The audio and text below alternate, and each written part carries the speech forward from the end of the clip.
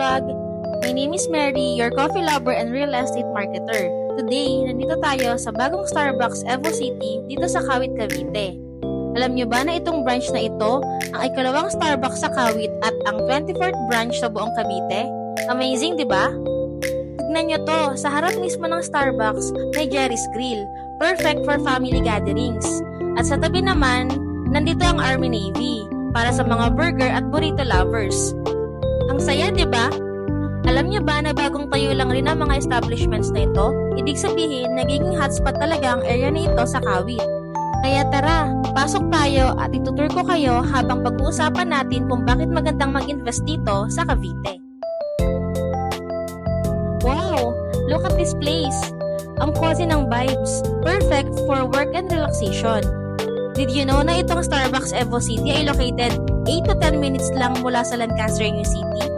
Napakalapit at napakadaling puntahan lalo na kung galing ka sa highway. Eto ha, trivia muna.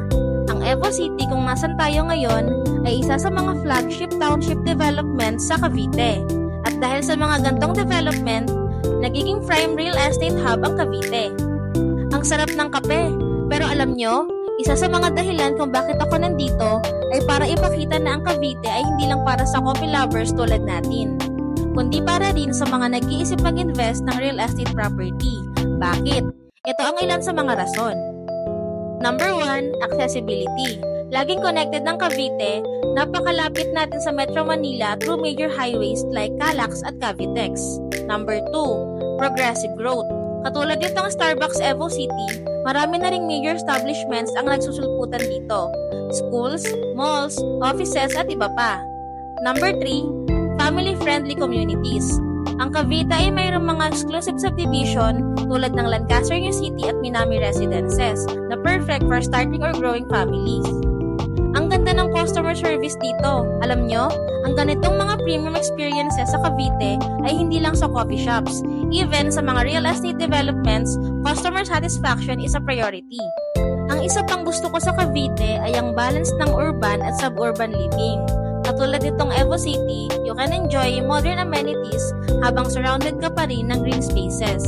Sa real estate, Cavite offers affordable investment na malaki ang potential value appreciation for as low as 9,000 per month. You can own a house and lot in exclusive subdivisions like Minami Residences or Lancaster New City. So, coffee lovers and future homeowners, ano pang hinihintay nyo? Let's make your home ownership journey as smooth and fulfilling as this cup of coffee.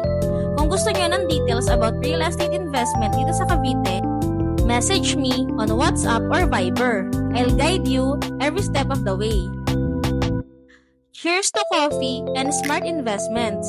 Thank you for joining me today, and I'll see you in my next vlog.